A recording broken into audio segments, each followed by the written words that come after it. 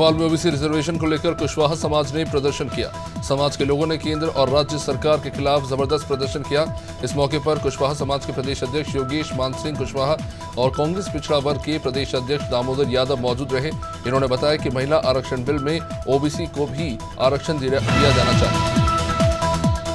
धामी सरकार में सभी नेताओं का दायित्व मिल गया है। ऐसे में नेताओं ने पार्टी मुख्यालय पहुंचकर पार्टी के प्रदेश अध्यक्ष महेंद्र भट्ट का आभार व्यक्त किया। नई जिम्मेदारी मिलने के बाद 20 सूत्रीय कार्यक्रम क्रियान्वयन समिति के नवनियुक्त उपाध्यक्ष ज्योति प्रसाद गेरेला और राज्य बीज एवं जैविक उत्पाद प्रमाणीकरण संस्था के नवनियुक्त अध्यक्ष बलराज पासी समेत अन्य नेताओं ने मुलाकात की। उत्तराखंड में मौसम में बदलाव के साथ डेंगू के मामलों में भी कमी आना शुरू हो गया है, लेकिन पिछले एक महीने में डेंगू ने ऐसा कहर बरपाया कि प्रदेश में बुधवार तक 2486 मरीजों में डेंगू की पुष्टि हो चुकी है। 14 मरीज डेंगू से अपनी जान गंवा चुके हैं। कांग्रेस ने बीजेपी और स्वास्थ्य विभाग पर इसको लेकर लापरवाही के आरोप लगाए हैं। उत्तर प्रदेश के बलिया में प्रेमी ने खुद को गोली मारकर अपनी जान ले ली। जमुआ गांव के एक शादीशुदा युवक का एक युवती से प्रेम संबंध चल रहा था। युवक के घर वाले उनके रिश्ते के खिलाफ थे। इसे लेकर युवक का परिवार वालों से झगड़ा हुआ। इसके बाद युवक ने उत्तेजना में आकर खुद को ही गोली मार ली।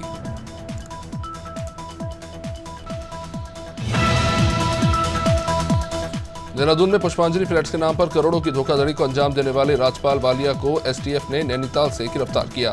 बता दें कि राजपाल वालिया पर 25,000 रुपए का इनाम भी था। इस मामले में संलिप्त दीपक मित्तल और उसकी पत्नी राखी मित्तल अभी भी फरार चल रहे हैं। बता दें कि पुष्पांजलि बिल्डर्स के नाम पर 41 अकाउंट फ्रीज किए गए थे। देहरादून में ऑपरेशन प्रहार के तहत दून पुलिस लगातार बड़ी कार्रवाई कर रही है। एसएसपी अजय सिंह अलग अलग टीमों का गठन कर इनामी आरोपी की तलाश और गिरफ्तारी कर रहे हैं। कार्रवाई के तहत पुलिस संबंधित आरोपियों के घरों पर फरार होने और इनाम घोषित होने के पैम्पलेट चिपका रही है। साथ ही स्थानीय लोगों को भी पैम्पलेट वितरित कर आरोपी के संबंध में जानकारी मिलने पर सूचना देने को कहा। जालौन में कारागार मंत्री धर्मवीर प्रजापति ने विकास भवन में समीक्षा बैठक की। मंत्री ने शिकायत मिलने पर बिजली विभाग के अधिकारियों को फटकार लगाई। वे जिला अधिकारियों को मॉनिटरिंग करने के निर्देश जारी किए। मंत्री धर्मवीर प्रजापति ने कहा कि किसान और उपभोक्ताओं को परेशान नहीं होना चाहिए। उपभोक्ताओं के बिल की भी सही से मॉनिटरिंग की जाए। धर्मजयगढ़ में रेत का अवैध खनन कर परिवहन करने वाले रेत माफिया पर पुलिस ने बड़ी कार्रवाई की। डीएसपी अमन लकी सरानी और थाना प्रभारी समित तिवारी के नेतृत्व में 10 ट्रैक्टरों में अवैध रेत उत्खनन करते पाए जाने पर ट्रैक्टरों को जब्त किया गया। लंबे समय से रेत माफिया रेत तस्करी को अंजाम दे रहे थे।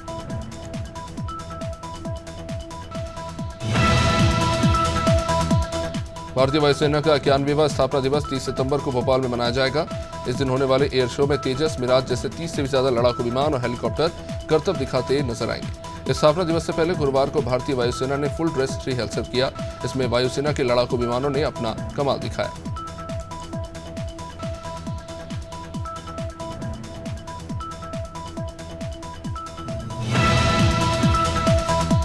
पथरिया में कोरोना काल में बंद हुई ट्रेन के क्षेत्र को फिर सौगात मिली है। बता दें कि कोरोना में 6 ट्रेन बंद कर दी गई थी। इसमें से एक एक्सप्रेस ट्रेन फिर शुरू कर दी गई है।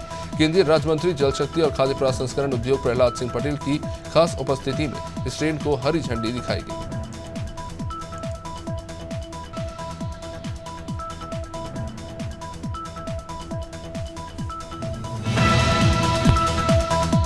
सनावद में अनियंत्रित होकर यात्री बस पुलिया से नदी में जा गिरी। इस हादसे में 3 लोग घायल हो गए, जिन्हें इलाज के लिए अस्पताल में भर्ती कराया गया। चालक परिचालक समेत 3 यात्रियों को चोट आई है। हादसा टायर फटने के कारण हुआ। रोडिया गांव के पास ये हादसा हुआ।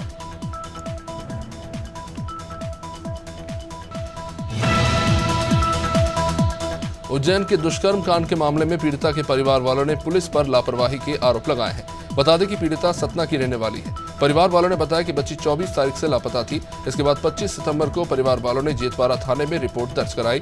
साथ ही बताया कि समाचार से ये पता चला कि उज्जैन कांड की पीड़िता उनकी बच्ची है। शहडोल में लोकायुक्त सरपंच और सहयोगी पंचपति को 50,000 की रिश्वत लेते ट्रैप किया। सरपंच स्टॉप डैम में मटेरियल सप्लाई के लिए पैसों की मांग कर रहा था। बता दें कि जिला मुख्यालय के पांडव नगर में एक चाय के टपरे पर रीवा लोकायुक्त की 12 सदस्यीय टीम ने मेकी गांव के सरपंच और सहयोगी को रिश्वत लेते पकड़ा। विदिशा नगर पालिका के सफाई कर्मचारी 4 दिनों से लगातार हड़ताल कर रहे हैं। इसके चलते शहर की साफ सफाई की व्यवस्था पूरी तरह से चरमरा गई है। नगर पालिका सीएमओ धीरज राय ने लोगों से शहर में सफाई करने की अपील की और इसी के तहत सुबह नीमताल से सफाई प्रक्रिया शुरू की गई, जिसमें सीएमओ के साथ साथ नगर पालिका के दूसरे कर्मचारी भी शामिल हैं। मध्य प्रदेश में मानसून एक बार फिर एंट्री मारने की फिराक में है। प्रदेश में कल से बारिश का नया सिस्टम एक्टिव हो जाएगा। इससे जबलपुर, शहडोल और रीवा संभाग में मध्यम से तेज बारिश हो सकती है। हालांकि भोपाल, उज्जैन और इंदौर संभाग में सिस्टम का असर दिखाई नहीं देगा। मौसम वैज्ञानिक एसएन साहू ने बताया कि अक्टूबर के पहले सप्ताह तक बारिश का दौर रहेगा। जालोर में जुलूस के दौरान अराजक तत्वों ने तिरंगे के साथ छेड़खानी की। तिरंगे में अशोक चक्र की जगह तलवार, चांद और आयतें दिखा दी गई। मौजूद लोगों ने इसका एक वीडियो भी बनाया और सोशल मीडिया पर वायरल कर दिया। बाद में सूचना मिलने पर पुलिस वहां पहुंची और तिरंगे को कब्जे में लिया। अब पुलिस इस पूरे मामले की जांच कर रही है।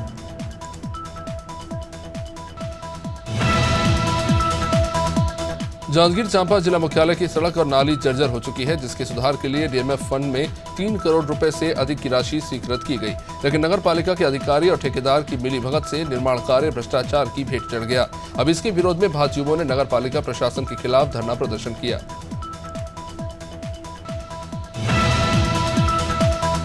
कुशीनगर में ईद मिलादुन्नबी के जुलूस के दौरान 2 समुदायों में ही झड़प हो गई। विवाद इतना बढ़ गया कि दोनों समुदाय के लोगों ने एक दूसरे पर पत्थर बरसाने शुरू कर दिए। सूचना मिलने पर स्थानीय पुलिस वहां पहुंची और मामले को शांत कराने की कोशिश की गई। पुलिस अधीक्षक धवल जायसवाल ने बताया कि मामले में 6 आरोपियों को गिरफ्तार कर लिया गया है।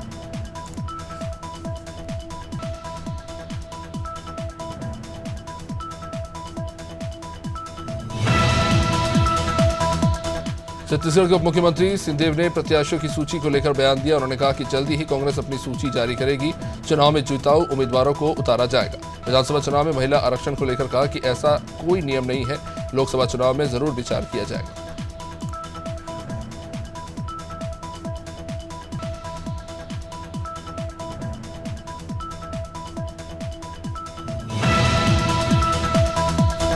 छत्तीसगढ़ में बढ़ते दुष्कर्म के मामलों को लेकर उप मुख्यमंत्री टीएस सिंहदेव ने बीजेपी पर निशाना साधा।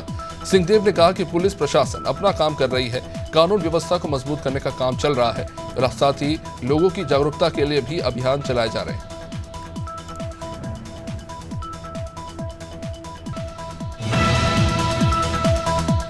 छत्तीसगढ़ में भारतीय जनता पार्टी की जल्द ही दूसरी सूची जारी होने वाली है, तो वहीं कांग्रेस ने अपनी पहली सूची भी जारी नहीं की है। अब इसे लेकर उप मुख्यमंत्री का ये कहना है कि 90 सीटों का प्रशिक्षण हो गया है।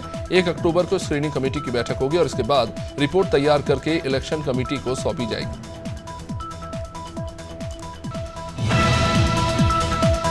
सीतापुर में घर जाते समय एक स्कूली छात्रा का अपहरण हो गया। मामला महमूदाबाद क्षेत्र का। परिवार वालों ने इसकी सूचना थाने में दी, तो वहीं अपहरणकर्ताओं ने छात्रा के परिजन से फिरौती की रकम मांगी और पुलिस को सूचना देने पर छात्रा को जान से मारने की धमकी दी। फिलहाल पुलिस मामले की जांच कर रही है। विकासनगर की ग्राम पंचायत कुंजा में भू माफियाओं ने बिना एमडीडीए की अनुमति के प्लांटिंग कर ली और ऊंचे दामों में प्लांटिंग कर भूमि को बेचने का काम किया जा रहा है। यही नहीं, माफिया सरकारी भूमि के साथ नाले की जमीन को भी कब्जे में लेकर बेचने का काम कर रहा है। इसका ग्रामीणों ने विरोध किया।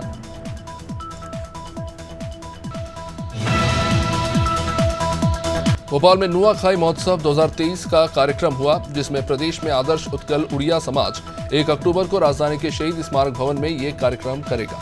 इस कार्यक्रम में संबलपुरी गायक रुक्कू सोना, हास्य कलाकार जोगेश जोजो अपनी प्रस्तुति देंगे। इस खास मौके पर मुख्यमंत्री भूपेश बघेल भी शामिल होंगे। यूपी में समाज कल्याण विभाग ने कक्षा 9 और 10 में पढ़ने वाले छात्रों को बड़ी राहत दी। छात्रवृत्ति की राशि को 3,000 से बढ़ाकर 3,500 रुपए कर दिया गया है। इतना ही नहीं, अब वजीफे की राशि मिलने में भी परेशानी नहीं होगी। अब वजीफे की रकम बिचौलियों को न जाकर सीधे लाभार्थियों को मिलेगी।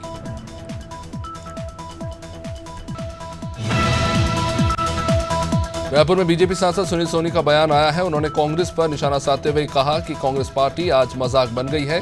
बीजेपी के प्रत्याशियों से कांग्रेस में ही घबराहट है। उन्होंने कहा कि बीजेपी एक बड़ा संगठन है। बीजेपी के बड़े नेता भी लगातार चुनाव प्रचार में जुटे हैं। प्रत्याशियों के चयन को लेकर भी लगातार मंथन चल रहा है। केंद्रीय राज्य परिवहन मंत्री जनरल वीके सिंह वृंदावन के परिक्रमा मार्ग स्थित बिंदु सेवा संस्थान पहुंचे, जहां उन्होंने धर्माचार्य बालक राम गोस्वामी महाराज से मुलाकात की। बीके सिंह ने कहा कि बिंदु गोस्वामी महाराज का संपूर्ण जीवन राम भक्ति के लिए समर्पित रहा।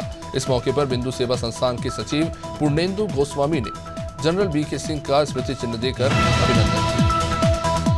मेरी माटी मेरा देश अभियान के तहत आईटीबीपी के जवानों ने मसूरी के दूरस्थ गांव की मिट्टी इकट्ठा की।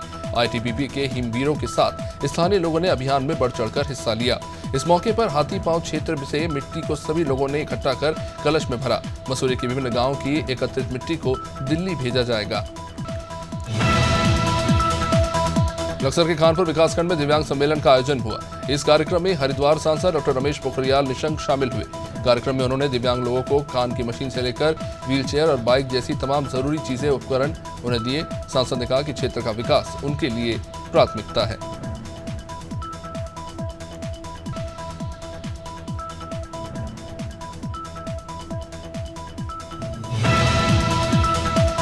उत्तराखंड सरकार दिसंबर में इन्वेस्टर समिट करने जा रही है। इस समिट को लेकर पूरे प्रदेश को तैयार किया जा रहा है, जिसे लेकर पीडब्ल्यूडी सचिव पंकज पांडे ने बताया कि इन्वेस्टर समिट को लेकर पूरी तरह से तैयार है। विभाग सड़कों की हालत को बेहतर करने में जुटा है। साथ ही उन्होंने ये भी बताया कि इसके अलावा भी कई सारे प्रयास किए जा रहे हैं, जिससे इन्वेस्टमेंट के लिए देश विदेश से आए लोगों को अच्छी सुविधाएं मिल सके।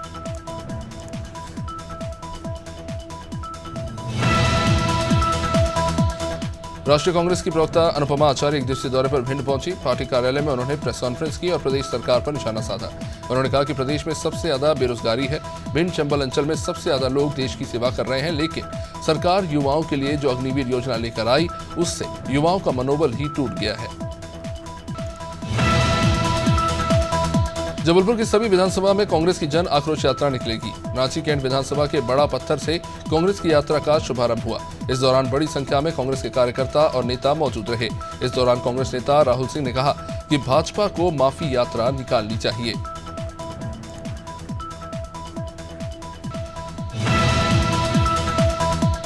जनपद उधमसिंह नगर में भारतीय किसान यूनियन के किसानों ने ब्लॉक अध्यक्ष राजेंद्र सिंह के नेतृत्व में सरकार से मांग की है। किसानों ने 1 अक्टूबर से कच्चा आड़त के तहत धान खरीदी और 200 रुपए प्रति क्विंटल धान की फसल पर बोनस दिए जाने की अपील की। किसानों ने कहा कि बैंक की कृषि ऋण पर 10 लाख की सीमा तक स्टाम्प ड्यूटी से मुक्त करना चाहिए। हरदोई की गल्ला मंडी में वार्षिक चुनाव को लेकर वोटर कार्ड बनवाने के दौरान पूर्व अध्यक्ष का चुनाव अधिकारी के साथ ही विवाद हो गया। अब इस बीच 2 प्रत्याशियों के समर्थक आपस में जा भिड़े। चुनावी दफ्तर में ही बवाल होता रहा। घटना की सूचना मिलने के बाद वहां पर स्थानीय पुलिस पहुंची और लोगों को शांत कराया गया।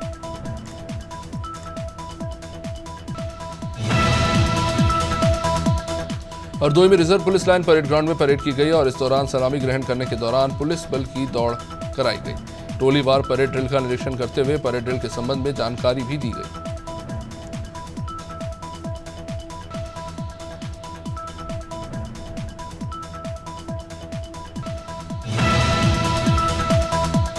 भोपाल में अपना त्यागपत्र स्वीकार न होने पर आईएएस अधिकारी निशा बांगरे पदयात्रा पर निकल पड़ी।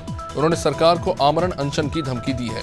दरअसल आईएएस को आमला में सर्वधर्म शांति सम्मेलन में भाग लेने की अनुमति नहीं दी गई। इसके बाद 27 जून को निशा ने अपने पद से त्यागपत्र दे दिया था।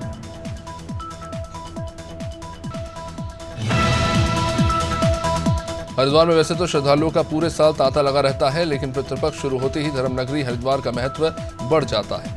हरिद्वार के नारायणी शिला मंदिर में हजारों लोग पिंडदान करने आते हैं। मान्यता है कि यहाँ पर पिंडदान करने से 100 पीढ़ियों का उद्धार हो जाता है।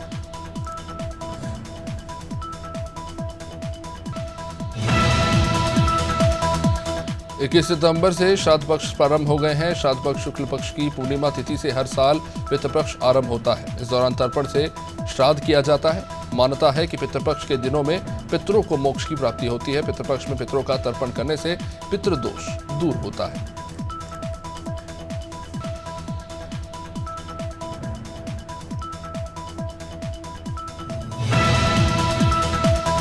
एक दिन पहले गया में पितृपक्ष मेले का आगाज हुआ। इसी बीच उपराष्ट्रपति जगदीप धनखड़ गया पहुंचे, जहां बिहार के राज्यपाल ने उनका स्वागत किया। इस दौरान मंत्री कुमार सरबजीत भी मौजूद रहे। विष्णुपद मंदिर पहुंचे उपराष्ट्रपति ने पूर्वजों के मोक्ष को लेकर पिंडदान तर्पण किया।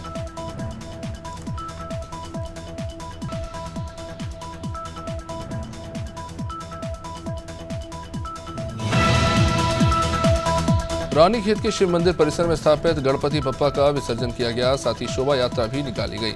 इस दौरान मटकी फोड़ कार्यक्रम आकर्षण का केंद्र रहा। गणेश जी की प्रतिमा को फूलों से सजे वाहन पर विराजमान करके बैंड बाजों और ढोल के साथ श्रद्धालुओं ने शोभा यात्रा निकाली।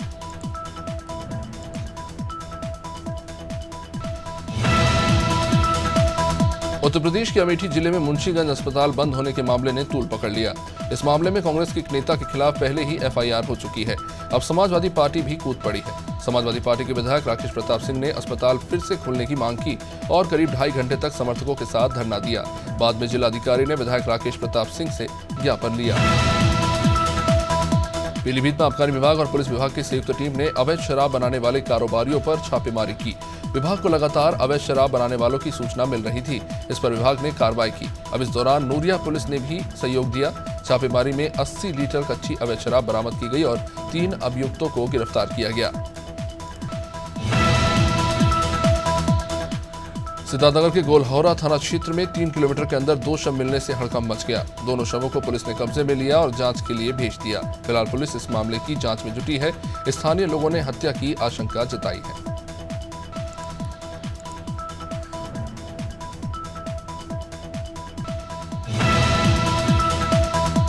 हरिद्वार की रानीपुर पुलिस को बड़ी कामयाबी मिली। पुलिस ने एक स्मैक तस्कर को गिरफ्तार किया। पुलिस ने तस्कर के पास से 272 ग्राम अवैध स्मैक बरामद किया, जिसकी कीमत 27 लाख आकी जा रही है। हरिद्वार एसएसपी प्रमेंद्र डोभाल के निर्देश पर कोतवाली रानीपुर और सीआईओ की संयुक्त टीम ने बड़ी कार्रवाई की। फिलहाल पुलिस आरोपी के फरार साथी की तलाश कर रही है। अमरवाड़ा के दसनवाड़ा में पुलिस ने चोर गिरोह का पर्दाफाश किया और गिरोह के 5 आरोपियों को गिरफ्तार किया। पुलिस ने इन आरोपियों के पास से 2 बाइक और 2 मोटर बरामद किए। पुलिस ने विभिन्न धाराओं में मामले को पंजीबद्ध कर विवेचना में लिया। बता दें कि क्षेत्र में कई दिनों से चोरी के मामले सामने आ रहे थे।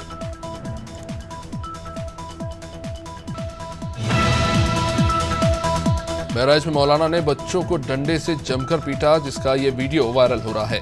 मदरसे में पढ़ने से मना करने पर मौलाना ने बच्चों को पीट दिया। पुलिस अब वायरल वीडियो के आधार पर मौलाना की तलाश कर रही है।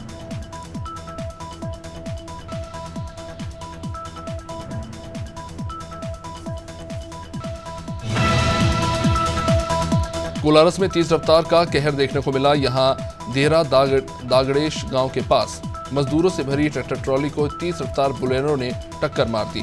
इस हादसे में करीब 15 लोग घायल हो गए, जिनमें से 6 की हालत गंभीर है। सभी घायलों को इलाज के लिए स्वास्थ्य केंद्र में भर्ती कराना पड़ा।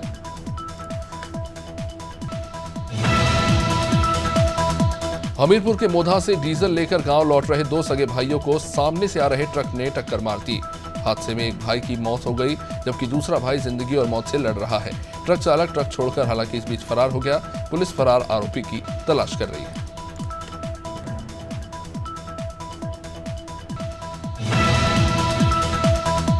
इंदौर के सदर बाजार थाना क्षेत्र के रहने वाले एक युवक ने अपने घर में ही फांसी का फंदा लगाकर आत्महत्या कर ली। युवक के परिवार वालों ने इसकी पत्नी पर हत्या का आरोप लगाया है।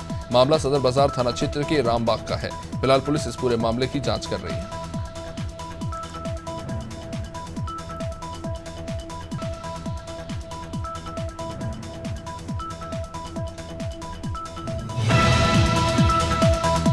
जांजगीर चांपा में 2 आरोपियों ने घर में अकेली महिला के साथ बलात्कार किया। आरोपी रवि कुमार सूर्यवंशी और मंगतू राम सूर्यवंशी को पुलिस ने गिरफ्तार किया है। पीड़िता ने बताया कि आरोपियों ने दुष्कर्म के बारे में किसी को भी बताने पर जान से मारने की धमकी दी थी।